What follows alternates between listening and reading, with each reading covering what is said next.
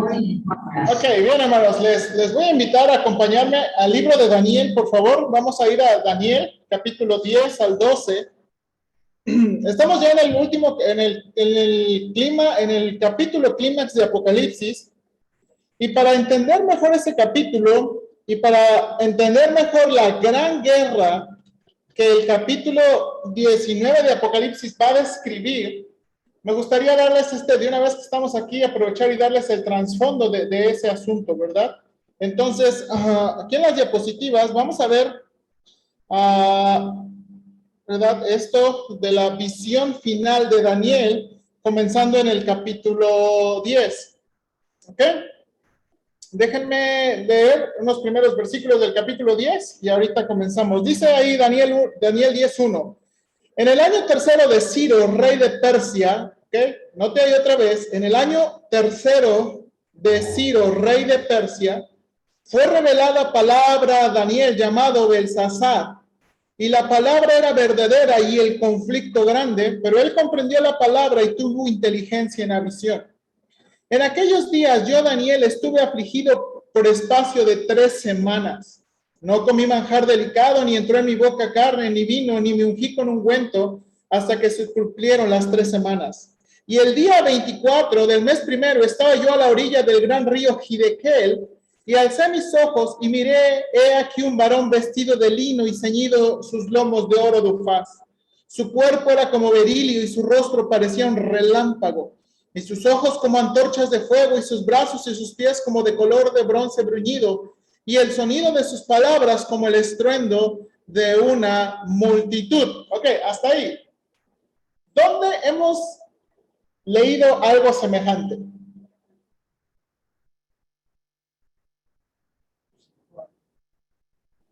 ¿Sí?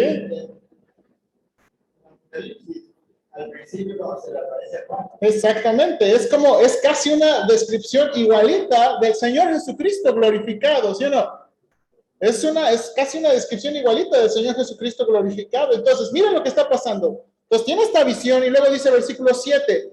Y solo yo, Daniel, vi aquella visión y no la vieron los hombres que estaban conmigo, sino que se apoderó de ellos un gran temor y huyeron y se escondieron. Y quedé pues yo solo y vi esta gran visión y no quedó fuerza en mí. Antes mi fuerza se cambió en desfallecimiento y no tuve vigor alguno. Pero oí el sonido de sus palabras y al oír el sonido de sus palabras caí sobre mi rostro en un profundo sueño con mi rostro en tierra. He aquí una mano me tocó e hizo que me pusiese sobre mis rodillas y sobre las palmas de mi mano y me dijo, Daniel, varón muy amado, está atento a las palabras que te hablaré y ponte en pie porque a ti he sido enviado. Mientras hablaba esto conmigo, me puse en pie temblando. Pausa ahí, hermanos. Ok, lo que estamos viendo aquí, hermanos, es la profecía final del libro de Daniel, capítulo 10, capítulo 11 y capítulo 12. Todo, hermano, esto es una unidad. Ok, en que nuestra Biblia aparece como 3 capítulos diferentes. En el libro de Daniel todo eso es una unidad, ¿ok? Ahora, nada más para ponernos en perspectiva, cuando Daniel está viendo esto, hermanos, los judíos ya están, o si no ya están en tierra de Jerusalén, o ya están moviéndose, porque dice la Biblia en el libro de Esdras que en el primer año de Ciro, rey de Persia, es cuando Ciro mandó y dijo que todos los judíos regresaran a Jerusalén. Entonces, es en el primer año de Ciro, rey de Persia. ¿Qué año está aquí? Capítulo 10, versículo 1. Es el tercer año. Entonces, los judíos ya están allá en Jerusalén, ¿verdad? Ya está dada la orden de reconstruir el templo. Y sigue Daniel ahí en Persia, ¿verdad? Entonces, muy probablemente Babilonia, Persia, donde él está viendo la visión, es en Persia, ¿ok? El río Hiddekel, hermanos, es este río. Donde está viendo Daniel la visión, este es el río Hiddekel, ¿ok? Y ese es el río, uno de los ríos de Persia, no estoy seguro ahorita todos los detalles, ¿verdad? Pero él está viendo esta visión, ¿ok? Ahora, el capítulo 10, hermanos, presenta el preámbulo de la visión. Hay muchos detalles aquí en la visión, ¿verdad? Y el capítulo 11 es cuando empieza ya la visión. Ahora vamos a ir por favor al capítulo 11.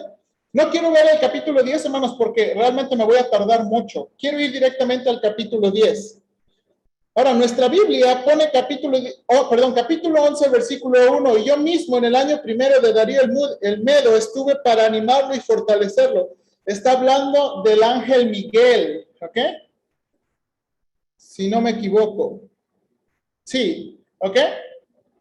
Y luego dice el versículo, y ahora, miren cómo comienza el versículo 2, y ahora yo te mostraré la verdad. He aquí, aún habrá tres ¿qué? Reyes en Persia, y el cuarto se hará de grandes riquezas más que todos ellos.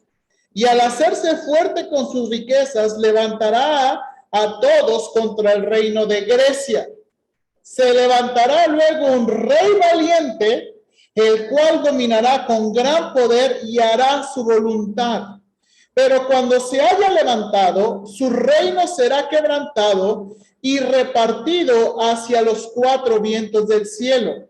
No a sus descendientes, ni según el dominio con que él dominó, porque su reino será arrancado y se hará para otros fuera de ellos. Ok, hermanos, déjenme darles el trasfondo del versículo 2 al 4. El versículo 2 al 4 es básicamente la descripción de lo que está pasando lo que está Daniel narrando en capítulo 8. En el capítulo 8, Dios le dice a Daniel que el reino de Grecia va a conquistar al reino de Persia, ¿ok? El reino de Grecia va a conquistar al reino de Persia. Y lo que está describiendo en versículo 3 y 4, hermanos, es la descripción de Alejandro Magno, ¿ok? Alejandro Magno es ese rey valiente, hermanos, que extenderá su reino en un periodo muy corto de tiempo, un hombre de guerra, un hombre de batalla, es el único, ¿verdad?, que podrá ganarle, ¿verdad?, al reino de Persia. Ahora, hermanos, lo que no nos da el trasfondo Daniel es que para ese tiempo Persia y Grecia ya han tenido varias luchas. Han tenido ya las luchas de las Termópilas, ¿verdad? Han tenido la lucha en el mar Egeo contra Temístocles, ¿verdad? Pero ahora Alejandro se ha levantado como ese gran rey y ha vencido al rey de Persia y ha llegado a la India, hermanos, ¿verdad? Ha llegado hasta la India. Ok, entonces eso es todo lo que va a describir en capítulos 2 al 4, ¿ok? Después de eso, ahora si quiero que vea aquí, el versículo 5 en adelante, básicamente lo que Daniel está viendo es la visión de la batalla entre Ptolomeos y Seleucidas. Ahora, quiero que ponga atención ahí en versículo 4. Cuando dice, cuando se haya levantado, su reino será quebrantado y repartido hacia los cuatro vientos del cielo. Ok, ¿sabe qué es eso? Eso es una descripción, hermanos, del reino de Alejandro dividido en sus generales o llamados los diódocos. Entonces, voy a ponerle un video, ¿ok? Voy a ir alternando un video, lo voy a parar, voy a regresar para darnos un poquito de entendimiento. ¿Está bien? ¿Ok? Yo sé que a lo mejor la historia no le gusta tanto, pero es importante, ¿ok? Ahora, este es un video que usted puede ver en YouTube. Yo lo alteré porque es un video históricamente muy bueno, pero la persona es muy mal hablada, entonces le quité todas las cosas malas, ¿ok? Entonces, si usted escucha a veces silencios, son a propósito, ¿ok? Entonces, porque como dije, es un libro históricamente muy bueno, pero muy mal hablado. Ok, permítame tantito.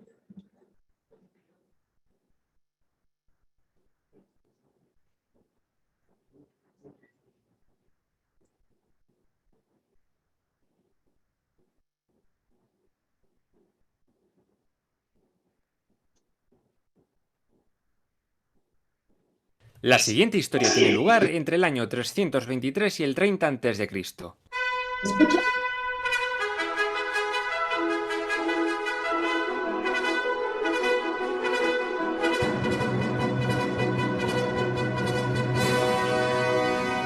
¿Qué pasó en el imperio de Alejandro Magno tras su muerte? Cosas malas, muchas guerras y mucha gente luchando en ellas. Este periodo es quizás uno de los más complejos de explicar y resumir, enseguida veréis por qué. Estamos en el año 323 a.C. y el pobre Alejandro acababa de morir en Babilonia. Ya había tenido un hijo bastardo tiempo antes y otro chaval venía de camino fruto de su relación con Roxana, la princesa bactriana. Uno de los generales de Alejandro, Pérdicas, fue el encargado de buscar una solución en una gran reunión en Babilonia. Aparecieron dos facciones, los partidarios de mantener el imperio unido en una monarquía y los que preferían repartir las tierras conquistadas entre ellos, los diádocos o sucesores.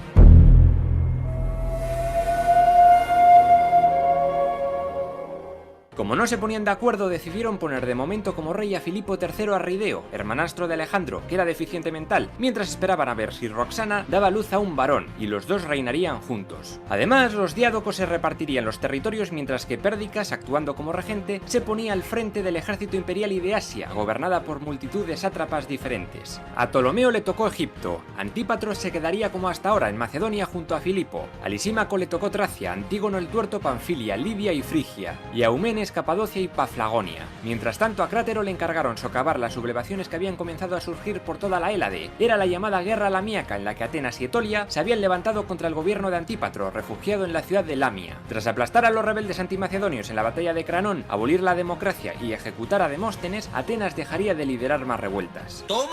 Toma liada. Otra cosa que acordaron fue qué hacer con el cuerpo de Alejandro. Decidieron que lo llevarían a Pela, capital macedónica, donde le construirían un gran mausoleo. Sin embargo, ninguno de estos acuerdos perduraron. La movida comenzó en la corte macedónica, donde la madre del Magno, Olimpia, conspiraba con Pérdicas para conseguir que su nieto, el recién nacido de Roxana, Alejandro IV, gobernase en solitario, y no dependiendo ni de Filipo ni del capullo de Antípatro, que quería dividir el imperio. Además, Pérdicas fue a casarse con la primera hija de Olimpia, Cleopatra, la hermana de Alejandro. Entonces se crearon dos bandos, los que apoyaban el reino único, Pérdicas y Eumenes, y los que querían quedarse con su trozo, Antípatro, Crátero, Lisímaco, Antígono y Ptolomeo. Este último robó el sarcófago de Alejandro Magno que estaba siendo trasladado hacia Macedonia y se lo llevó a Alejandría, con el subidón que eso significaba para justificar su reinado. Y eso provocó la primera guerra de los diádocos.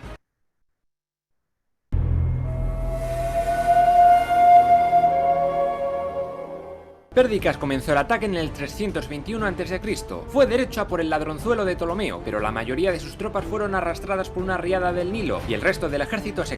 Ptolomeo les ofreció comida y se pasaron a su bando, matando después a Pérdicas. Por su parte, Eumenes mató a Crátero en Asia Menor, pero su poderío había quedado muy reducido. Tras todo esto, los diádocos vencedores se reunieron en Triparadiso, en Siria, para reorganizar los territorios. Antípatro se quedó como regente de los dos reyes en Macedonia, Lisímaco con Tracia, Ptolomeo con Egipto y Antígono Monoftalmos con Anatolia y Oriente Próximo. Además...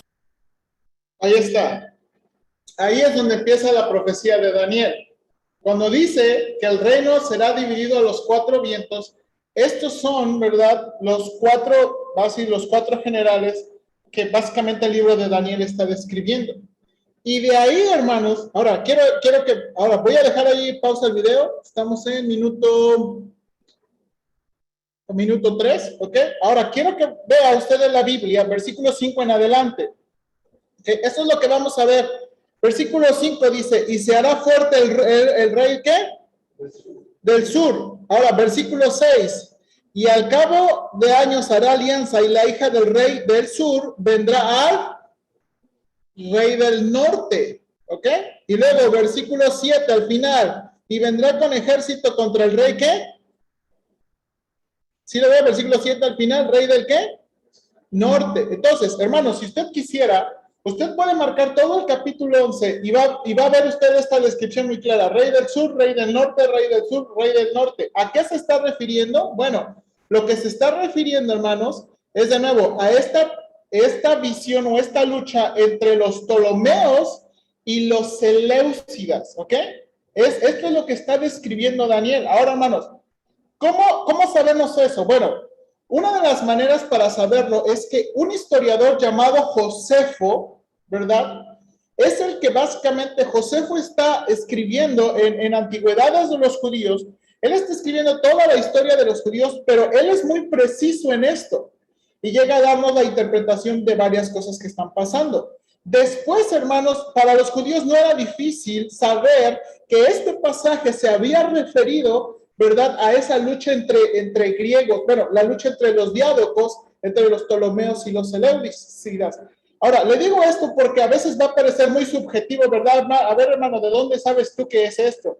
¿Ok? Bueno, hay diferentes formas de empezar la historia para llegar aquí. Entonces, aquí es lo que quiero. Miren, vamos a leer versículo con versículo, vamos a leerlo y voy a darle un tipo trasfondo histórico, ¿verdad? Ahora, no me quiero tardar mucho.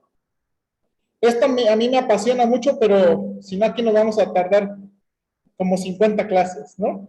Entonces, ok, vamos a comenzar. Versículo 5, aquí lo tengo. Dice, y se hará fuerte, versículo 5, y se hará fuerte el rey del sur. Ahí se está refiriendo a Ptolomeo I Sóter, o Salvador, ese fue el primero, Ptolomeo I Sóter. Dice, mas uno de sus príncipes será más fuerte que él, y se hará poderoso, su dominio será grande. Versículo 6. Y al cabo de años hará alianza y la hija del rey del sur, Berenice, hija de Ptolomeo II, vendrá el rey del norte, Antíoco II, para hacer la paz. Pero ella no podrá retener la fuerza de su brazo, ni permanecerá él, ni su brazo, porque será entregada a ella y los que le habían traído, asimismo su hijo, y los que estaban en parte de ella en aquel tiempo. Entonces, aquí es donde ya empieza a describir los versículos cierta parte de la historia, ¿ok? Versículo 7. Pero un renuevo de sus raíces se levantará sobre su trono. Y ya llegamos al tercer Ptolomeo III Euérgetes, ¿ok? Y vendrá con ejército contra el rey del norte, contra Antíoco II, y entrará en la fortaleza y hará en ellos a su arbitrio y predominará. Es aquí, hermanos, los Ptolomeos son este reino que se está estableciendo en Egipto, ¿verdad? Y es este reino que va a tener mucha fuerza contra el reino de los Seleucidas, que están básicamente en el norte, Siria, todas esas partes. Ahora, y aún los dioses de ellos, versículo 8, sus imágenes fundidas y sus objetos preciosos de plata y de oro llevarán cautivos a Egipto, y por años se mantendrá él contra el rey del norte. ¿Quién es el rey del norte? Antíoco II. Versículo 9. Así entrará en el reino del sur y volverá a su tierra. Versículo 10. Mas los hijos de aquel, hablando de Antíoco II, se airarán. Antíoco II tuvo dos hijos. Uno es Seleuco III, Seraunus, y Antíoco III, llamado el Grande. ¿Ok? Ahora recuerda que cuando llega un grande, ¿por qué se le llama el Grande? En la historia. ¿Por alto? No, por poderoso, ¿verdad? Él va a ser uno de los poderosos. Dice, los hijos de Antíoco II, en este caso Seleuco y Antíoco III, se reunirá multitud de grandes ejércitos y vendrán apresuradamente e inundará y pasará adelante y luego volverá y llevará a la guerra hasta su fortaleza. Por lo cual se enfurecerá el rey del sur. Y aquí ya tenemos a Ptolomeo IV Filopator, o se conoce como Ptolomeo IV Filadelfio, y saldrá y peleará contra el rey del norte, Antíoco III, y pondrá en campaña multitud grande, y toda aquella multitud será entregada en su mano. Y al llevarse él la multitud, se elevará su corazón y derribará a muchos millares, mas no prevalecerá. Hermanos, esta guerra del versículo 11 y 12, denme un minutito, esta guerra del versículo 11 es una de las grandes guerras de la historia. Dice un historiador, Ptolomeo, hermanos, tomó ventaja de que había levantado un ejército de 70,000 hombres, 70,000 hombres, 5,000 hombres de caballos y 73 elefantes. ¿Ok? Entonces, tenía un ejército, ¿verdad? Este era el ejército más grande que los 62,000 de Siria. Siria tenía 62,000 hombres 6,000 jinetes y 102 elefantes. La batalla tomó lugar en el 217 a.C. cerca de Rafia, una ciudad costera, ¿verdad? A 20 millas de Gaza. Antíoco tenía, hermanos, 10 hombres que fueron matados en batalla y otros 4,000 que fueron capturados. Y aquí es donde Ptolomeo IV venció a Antíoco en una pelea de las más grandes. Ahora, esto es un detalle interesante para nosotros. Este Ptolomeo IV tuvo mucha influencia de los judíos, ¿ok? No, ya me confundí, hermanos, perdón. Sí es Filopator, ¿verdad? Estoy confundido. Dos números antes de Ptolomeo Filopator, Ptolomeo Filadelfio, que no aparece aquí en la Biblia, es el que tuvo mucha influencia de los judíos, ¿ok? Y este Ptolomeo II Filadelfio mandó y promocionó y financió la traducción del Antiguo Testamento hebreo al griego, a lo que conocemos como la Septuaginta. ¿Por qué se conoció como la Septuaginta? Porque fueron 70 rabinos judíos que fueron, ¿verdad?, comisionados a hacer esta gran labor. Ahora, esto es interesante porque estos Ptolomeos van a tener, hermanos, mucha influencia de la Biblia, de los judíos, y van a empezar a establecer, hermanos, las primeras sinagogas que vamos a encontrar años después muy comunes en el mundo romano. Pero vamos a verlas aquí en el reino de los Ptolomeos, ¿ok? Bueno, este era el que se me había pasado. Okay, entonces regresamos a versículo... Ok, aquí, entonces, una de las más grandes batallas marcadas en versículo 11 y 12. Después, versículo 13, hermanos, versículo 13. El rey del norte, Antíoco III, volverá a poner en campaña una multitud mayor que la primera.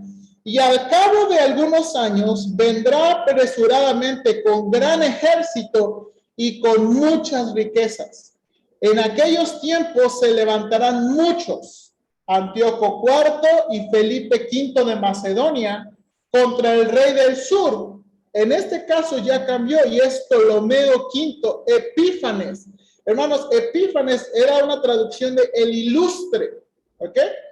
Y hombres turbulentos de tu pueblo, mire lo que le dice a Daniel, y hombres turbulentos de tu pueblo se levantarán para cumplir con la visión. Judíos, pero ellos caerán. Aquí, hermanos, se están uniendo reyes, ¿verdad?, del norte, Felipe de Macedonia, para vencer a Ptolomeo. Luego, mire lo que... Sí, Egipto. Todos los Ptolomeos van de Egipto, ¿verdad? Vendrá pues el rey del norte, Antíoco III, y levantará baluartes y tomará la ciudad fuerte, y la fuerza del sur no podrán sostenerse, ni sus tropas escogidas, porque no habrá fuerza para resistir. Y vendrá contra él, hará su voluntad, y no sabrá quién se le puede enfrentar. Y estará en la tierra gloriosa. Esa es la tierra de Israel, la cual será consumida en su poder. Ahora, este es un versículo interesante, hermanos, porque cuando Antíoco III le gana a Ptolomeo y se establece en Israel, hermanos, comienza algo muy fuerte que se llama la helenización. Hermanos, la helenización, hermanos, era algo que comenzó desde Alejandro, que Alejandro quería que todas las tierras conquistadas, ¿verdad?, tuvieran la cultura y el idioma de los griegos, ¿verdad? La cultura y el idioma de los griegos. Es por eso que vemos el griego en Israel muy fluido ya para el Nuevo Testamento. ¿Por qué? Por causa de la helenización. Y por eso vemos que el griego, hermanos, dominó toda esa parte por causa de Alejandro y después de sus diádocos. Ahora, de nuevo, como les dije, era la cultura y el idioma. Y dentro de la cultura, hermanos, algo que sobresalió mucho en aquel tiempo fue, hermanos, la institución de los gladiadores y de los atletas olímpicos. ¿Alguien de ustedes se acuerda cómo entrenaban los atletas olímpicos de aquellos tiempos? En traje de Adán. Ahora, hermanos, eso es lo que describe el libro de los Macabeos. Yo no sé si usted ha tenido oportunidad de leer el libro de los Macabeos. Primera y segunda de Macabeos, leen esto porque sacerdotes judíos y gente del pueblo le estaba entrando a la helenización, ¿verdad? Y andaban entrenando en ropa de Adán. Eso era muy escandaloso, ¿verdad? ¿Verdad? Para los judíos. Entonces, y bueno, muchos detalles más. ¿Ok? Bueno, y ahorita vamos a ver otro poquito del video. Ok, ahora, versículo 17. Afirmará luego su rostro para venir con el poder de todo su reino, Antíoco III, y hará con aquel convenios, que es Ptolomeo V, y le dará una hija de mujeres, Cleopatra, para destruirle. Ptolomeo, hermanos, quiere darle a Antíoco su hija. ¿Verdad que era muy común en aquellos tiempos, si querían tener paz o hacer alianzas, pues darle a su esposa, ¿verdad? Ahora, esta no es la Cleopatra que se casó con Julio César, esta es otra Cleopatra, ¿ok? Como que ese nombre fue famosillo, ¿verdad? Era Tren Topic, o Tren Name, ¿verdad? Usted va a ver muchas Cleopatras en esa parte de la historia. Bueno, esta Cleopatra no es la misma de Cleopatra del romano, ¿ok? Bueno, esta Cleopatra, pero este es el asunto. Cleopatra no siguió el plan de su papá, sino que básicamente apoyó a su esposo. Por eso, ¿verdad? Ptolomeo V no tuvo éxito, ¿verdad? Y miren lo que dice. Le dará una hija de mujeres, Cleopatra, para destruirle, pero no permanecerá ni tendrá éxito porque su hija no le ayudó. ¿Ok? Versículo 18 y 19. Volverá después su rostro Ptolomeo V a las costas y tomará muchas, mas un príncipe hará cesar su afrenta. Aquí Ptolomeo se quiere unir con un romano, Lucius Cornelius Scipio, y aún hará volver sobre él Antíoco III su oprobio. Luego volverá su rostro a las fortalezas de sus tierras, mas tropezará y caerá y no será hallado. Mire lo que dice el versículo 20. Y se levantará en su lugar uno que hará pasar un cobrador de tributos, Seleuco IV Filopator, por la gloria del reino, pero en pocos días será quebrantado, aunque no en ira ni batalla. Déjenme avanzar. Y le sucederá, aquí hermanos, esto es muy interesante. De este versículo en adelante, de todos los que andamos leyendo, este es el rey que tiene más versículos. ¿Okay? Y recuerda que en ese tiempo la Biblia no tenía versículos, pero es el que tiene más cantidad. Dice, y le sucederá en su lugar un hombre despreciable. Mire, a ninguno de los reyes les ha dicho despreciables.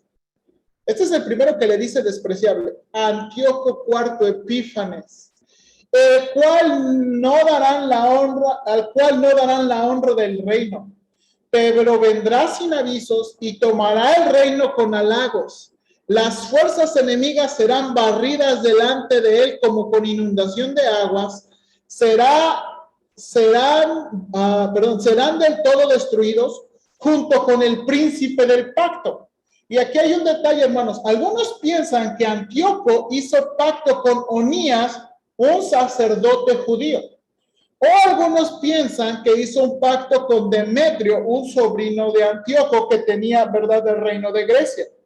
Y después del pacto con él, engañará y subirá y saldrá vencedor con poca gente. Muchos creen que ese último versículo está diciendo que realmente Antíoco IV, hermanos, no tenía un gran ejército. Antíoco IV no tendría un gran ejército, pero con ese ejército, hermanos, habría vencido a muchos. Ahora, mire lo que sí. Estando la provincia en paz, dice la Biblia, y en abundancia, entrará y hará lo que no hicieron sus padres. Mire lo que dice la Biblia. Ni los padres de sus padres, botín, despojo y riqueza repartirá a sus soldados, y contra las fortalezas formará sus designios, y esto por un tiempo. Y despertará sus fuerzas y su ardor contra el rey del sur, Ptolomeo VI Filometor, con gran ejército. Y el rey del sur se empeñará en la guerra con grande y muy fuerte ejército, mas no prevalecerá porque le harán traición. Aunque los que coman de sus manjares le quebrantarán, y su ejército será destruido, y caerán muchos muertos. Hermanos, la historia dice que él fue el último rey Ptolomeo. Ptolomeo VI Filometor fue el último de la descendencia. ¿Por qué? Por causa de esta guerra con Epífanes. Ahora miren lo que sigue diciendo la Biblia. El corazón de estos reyes, Ptolomeo VI y Euérgetes, será para hacer mal. Y en una mesa hablarán mentiras, mas no servirá porque el plazo aún no ha llegado. Y volverá Antíoco IV a su tierra con gran riquezas, y su corazón será contra el pacto santo. Muchos creen que eso es cuando Antíoco, ¿verdad? Después de vencerlo, después de calmarlos, ¿verdad? No puede conquistarla completamente como él quería, no le obedecen. Lo que pasa con Antíoco es esto, él quiere poner, ¿verdad? A Euérgetes como rey, pero la gente no lo acepta, y entonces Antíoco se enoja mucho, regresa, y ahora sí Antíoco hace lo de que no es quien me la hace, sino quien me la paga, y empieza, hermanos, a hacer una gran matanza con los judíos, y eso es lo que describe, y su corazón será contra el pacto santo. Esto significa despojará a Israel, hará su voluntad y volverá a su tierra. Ahora, hermanos, aquí, al tiempo señalado volverá al sur, mas no será la postrera venida como la primera, porque vendrán contra él naves de Quitín, Roma ayudará a Egipto, y él se contristará a Antíoco IV, y volverán y se enojará contra el pacto santo. Mira otra vez, vuelve a mencionar el pacto santo, y hará según su voluntad, volverá pues y se entenderá con los que abandonen el santo pacto, judíos que adoptaron la helenización, y se levantará de su parte tropas que profanarán el santuario y la fortaleza, y quitarán el continuo sacrificio, y pondrán la abominación desoladora. Hermanos, esta abominación desoladora del versículo 31 era un ídolo de Zeus, llamado Júpiter por los romanos, el dios principal del panteón griego, que Antíoco puso en el templo de los judíos. Puso el ídolo, hermanos, en el templo de los judíos, y, hermanos, sacrificó una marrana en el altar del sacrificio. Y eso, hermanos, causó una gran revuelta. Eso es, hermanos, en lo que la historia se le conoce como, ¿verdad?, la abominación desoladora. Cuando Antíoco, ¿verdad?, de nuevo, en una guerra, ya no pudo, lo mismo que les acabo de decir, pues ya no pudo, regresó enojado y empezó a hacer gran matanza. Ahora, mire aquí, hermanos.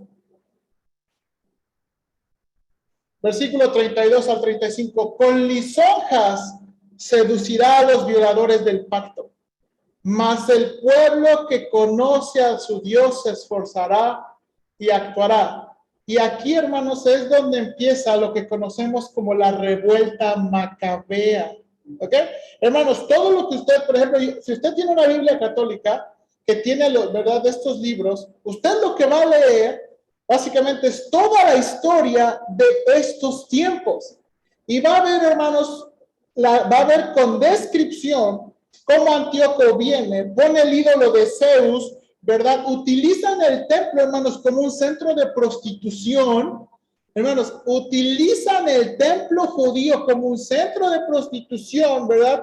Y entonces los judíos fieles, ¿verdad?, se levantan y comienza la revuelta macabea. Dice, y los sabios del pueblo instruirán a muchos, y por algunos días caerán espada y a fuego. Esto es lo que pasó con los, ¿verdad?, en cautividad y despojo, y en su caída serán ayudados de pequeño socorro. Y muchos se juntarán a ellos con lisonjas. También algunos de los sabios caerán para ser depurados y limpiados y emblanquecidos hasta el tiempo determinado, porque aún para esto hay plazo. Y básicamente, hermanos, todos esos versículos describen, ¿verdad?, esa última revuelta de los judíos. Ahora, déjenme para terminar, regresar de nuevo, todo lo que ya le mencioné, de nuevo, está en ese video, nada más déjenme para ilustrarlo un poquito, para que no nada más se vaya con nombres. Vamos a de nuevo regresar al video, donde quedamos, y terminar con este video, ¿ok? Ahora, ¿por qué? Quiero que usted entienda bien el escenario histórico, porque de versículo 36 para adelante, hermanos, la narración es muy diferente. De versículo 36, hermanos, la narración es muy diferente. Entonces, vamos a terminar de ver el video y ya vamos a continuar la siguiente clase. La siguiente historia tiene lugar entre el año 300 segunda, por lo que el pobre Poli tuvo que huir. Es que Poli salió con Eumenes, que acabó siendo Casandro. Aquí estalló una guerra civil en Grecia en donde Casandro a su amigo Poliperconte y no a su sustituyeron muchos sátrapas por otros, como Seleuco, que fue designado sátrapa de Babilonia. No me he enterado. En el 319 a.C. Antípatro murió y todo el orden conseguido se volvió a... ¿Por qué? Porque hizo sucesor de la regencia a su amigo Poliperconte y no a su hijo Casandro. Aquí estalló una guerra civil en Grecia en donde Casandro salió con Antígono, Lisímaco y Ptolomeo, mientras que Poli salió con Eumenes, que acabó siendo capturado por Antígono. Casandro consiguió una alianza con Filipo III y su esposa Eurídice II, por lo que el pobre Poli tuvo que huir a Epiro para aliarse con Olimpia, Roxana y con el nene Alejandro IV, además de con el rey de Epiro, Eácides I. Con un buen ejército, las dos reinas se enfrentaron y el bando de Olimpia venció a Eurídice y la mató junto a Filipo. Pero Casandro acabó capturando a Olimpia y se la 316 a.C. y tomó a Roxana y a su nene bajo su custodia en Anfípolis. Poliperconte acabó huyendo al Peloponeso, cuyo control mantendría hasta su muerte. Ahora Casandro era dueño de Macedonia y para justificar su poder se casó con una hermanastra de Alejandro Magno llamada Tesalónica y fundó una ciudad en su nombre, que ahora es la segunda ciudad más importante de Grecia. Un crack, sin ninguna duda. Por si no tenían ya demasiadas movidas abiertas, Antígono Monoftalmos se hizo muy poderoso en Asia Menor tras haber derrotado a Eumenes, y al mando de su vasto ejército decidió hacerse también con el control de toda Asia y emular a su amigo Alejandro. Seleuco tuvo que Babilonia a la corte de Ptolomeo en Alejandría. Lisímaco y Casandro se aliaron contra el ahora enemigo Antígono. Ptolomeo y Seleuco derrotaron en Gaza al hijo de Antígono, Demetrio Poliorcetes. Y viendo que muchas satrapías se levantaban, el tuerto no tuvo más remedio que firmar la paz del 311 a.C. y Seleuco pudo volver a Babilonia. Pero la paz se rompió ese año y Antígono y Seleuco se dieron de guerra babilónica, y este último se quedó con la parte este de Asia, aunque el imperio indio de Mauria comenzó a robarle trocitos. Nada más acabar el conflicto en Asia, Casandro decidió en el 309 a.C. ejecutar a Alejandro IV y a Roxana, y también a otros familiares que quedaban del Magno. Tras esto se proclamó rey de Macedonia. Los demás diádocos decidieron también convertirse en reyes: Ptolomeo I Sóter en Egipto, Antígono I Monoftalmos en Anatolia y Oriente Próximo, Seleuco I Nicátor en Asia, al mando del imperio Seleucida, y Lisímaco I de Tracia. No perdáis nunca la humildad. Pero el ansioso Antígono deseaba ser rey de todo, y estalló la cuarta guerra de los diádocos. Su hijo Demetrio consiguió entrar en Grecia con el pretexto de que iba a liberarles del yugo macedonio y reinstaurar la democracia. No era cierto, solo quería tener una base segura y más soldados para poder hacerse con el trono de Casandro. En estos años asedió Chipre y Salamina, y logró echar del trono a Casandro y proclamarse rey de Macedonia junto a su padre, pero no duraron ni un año. Ptolomeo, Lisímaco y Casandro impidieron el avance de los antigónidas por más lugares, como por ejemplo el fracaso del asedio de Rodas, una aliada de Egipto y la única potencia naval griega importante del Egeo que quedaba. No fue hasta el 301 a.C. cuando un ejército conjunto de tropas de Lisímaco, Casandro y 500 elefantes de Seleuco vencieron a los antigónidas en la batalla de Ipsos. El tuerto fue pisoteado por Paquidermos y Demetrio acabó huyendo. Una mala tarde la tiene cualquiera. Tras eso, paz y nuevo reparto. Lisímaco tomó bastante parte de Asia Menor y Seleuco se quedó con el resto de Asia que tenía su viejo rival tuerto. Muchas antiguas satrapías persas acabaron independizándose, como Ponto, Paflagonia o Armenia. Este diádoco durante la siguiente década de paz aprovechó para fundar ciudades que se hicieron muy poderosas, como Antioquía.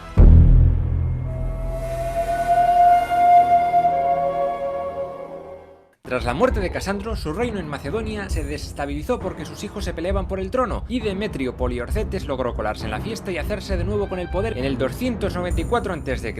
No es por tanto una vez, han sido dos veces. Sin embargo, las tropas de Lisímaco, aliadas con Pirro, rey de Epiro, lograron capturarle y acabó preso hasta su muerte. La muerte de Demetrio fue celebrada por muchos, especialmente por los rodios, que levantaron el famoso Coloso de Rodas, una estatua gigante de bronce representando al dios Helios, que conmemoraba la derrota de Demetrio y su infructuoso asedio. Sin embargo, en el año 226 a.C. parece ser que un terremoto acabó tirándola, y allí se quedó hasta que llegaron los musulmanes y la vendieron como chatarra.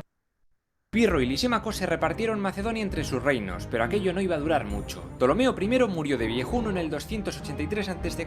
y le sucedió Ptolomeo II Filadelfo, desheredando por el camino a su hijo Ptolomeo Ceraunos por ser un niño rata del poder, así que el chaval huyó y se escondió en la corte de Lisímaco. Pero vio que el diádoco estaba como una...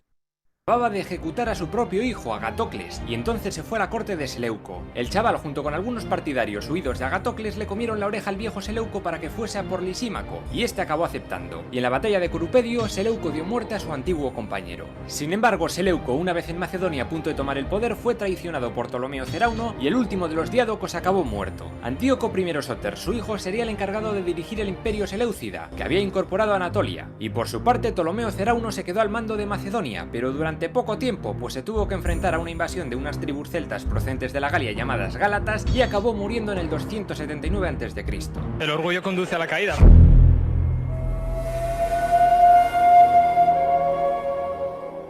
Con la caída del último diádoco se acabaron imponiendo tres imperios: la dinastía elágida o tolemaica en Egipto, con capital en Alejandría y con Ptolomeo II a la cabeza, la seleucida en Asia, con capital en Seleucia, con Antíoco I Sóter, y la antigónida en Macedonia, con capital en Pela, dinastía que recuperó el territorio de los invasores gálatas gracias al hijo de Demetrio, Antígono II Gónatas. Unas ciudades que lo petaron pero bien fueron Pérgamo, que sería un reino independiente, y Antioquía, que sería la capital seleucida años después. Además, la biblioteca de Alejandría se convertiría en el punto de encuentro del conocimiento de Occidente y Oriente, y el faro de Alejandría sería una maravilla del mundo antiguo. En todo este territorio se impuso el griego como lengua franca, lengua koiné, aunque también se hablaba mucho arameo y persa antiguo.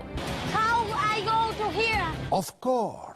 Tras mucho tiempo bajo el poder macedonio, ahora Atenas, Esparta, Acaya y la poderosa Etolia eran independientes. Además, por otro lado estaba el reino de Piro, dirigido por Pirro, que con el apoyo de Cartago comenzó a darse de a Roma, que no paraba de crecer. Pirro se lanzó contra ellos en las guerras pírricas. Venció en Heraclea y en Asculum, pero como bien dice su nombre, pírricamente. Quedó muy fracaso en la batalla de Benavento le dejó fuera de la partida. Los romanos habían aprendido a combatir contra sus elefantes lanzándoles flechas de fuego y los animales se volvieron locos. Incluso se dice que también cerdos untados en brea ardiendo. Tras esto, la Magna Grecia acabó en manos romanas. Donde también hubo un torbellino de en la Celesidia, donde los Ptolomeos y los Seleucidas lucharon durante un siglo por el control. Miren, voy a terminar con esto. La historia describe 6 guerras de Siria, o 6 guerras entre Ptolomeos y Seleucidas. Y esto es básicamente, hermanos, lo que está describiendo aquí. O sea, esas guerras, ¿verdad? Cada una de estas guerras son las que está describiendo aquí. Ahora, ¿por qué? ¿Por qué la Biblia no describe otras guerras?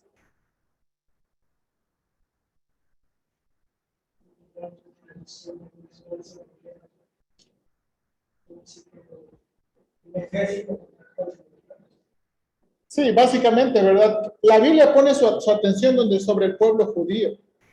Y es en estas guerras entre los Ptolomeos y los Seleucidas, ¿verdad?, que el pueblo de Israel sufrió muchísimo. Hermanos, es en esta, ¿por qué? Porque Israel era un lugar y un paso estratégico para pasar, ¿verdad?, de Egipto hacia el norte y hacia Europa. Entonces, ahora, los Ptolomeos o la descendencia de los Ptolomeos, no sé cómo se dice, realmente trataron muy benevolente a los judíos. Tanto que Ptolomeo II Filadelfio mandó esa traducción del Antiguo Testamento al griego. Pero los Seleucidas no lo trataron tan bien. Entonces fue que, de nuevo, vamos avanzando, hermanos, hasta llegar a este hombre, Antíoco IV Epífanes, que pone la abominación desoladora, ¿verdad? Y comienza todo este gran desastre que vemos en los últimos versículos. Entonces, aquí vamos a quedar, hermanos. Ahora, lo que quiero que ponga atención, si es que puede, hermanos, en su tiempo libre es, de nuevo, versículo 36 al versículo 45, es muy diferente.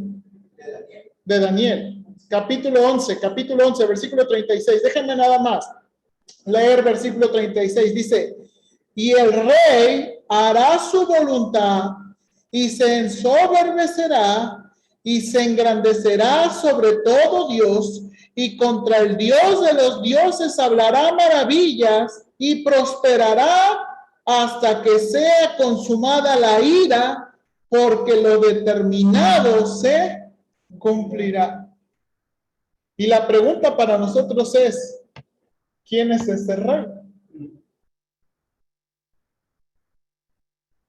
Porque no, recuerde, viene muy consistente el pasaje, viene muy consistente diciendo, rey del norte, rey del sur, rey del norte, rey del sur, pero el versículo 36 dice que el rey.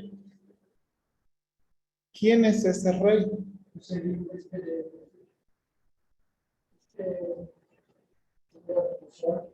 Bueno, pues es lo que... Bueno, ahí se hace como medio, si bien es muy consistente la historia, ¿no? Ya sé que lo voy a arreglar con la Apocalipsis, página por Cristo, ¿no? Ese pasaje. Pero no sería como que una lectura medio... Ahí está, es lo que va, eso es lo que vamos, eso es lo que vamos a ver. Eso es lo que vamos a ver. Vamos a ver si el pasaje y el texto se está refiriendo a otra persona o se está refiriendo a un descendiente, ¿verdad?, de uno de ellos. O sea, lo que queremos saber es qué dice el texto. Hermano Ortega.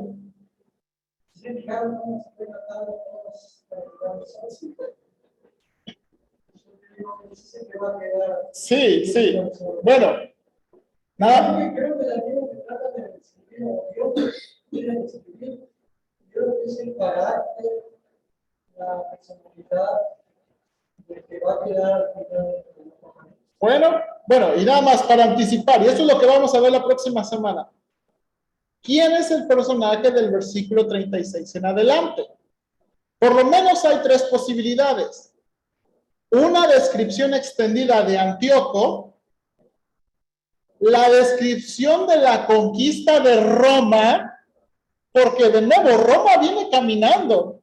Mientras estos están luchando, Roma viene caminando, hermanos. Roma viene caminando. O el anticristo en el tiempo futuro. Ahora, estas pueden ser tres posibilidades y la pregunta es, ¿cuál favorece más el texto? O sea, no es como dice la ley, no es cuál yo leo entre líneas, sino cuál favorece más el texto. ¿Ok? Y bueno, ahí vamos, la gran guerra.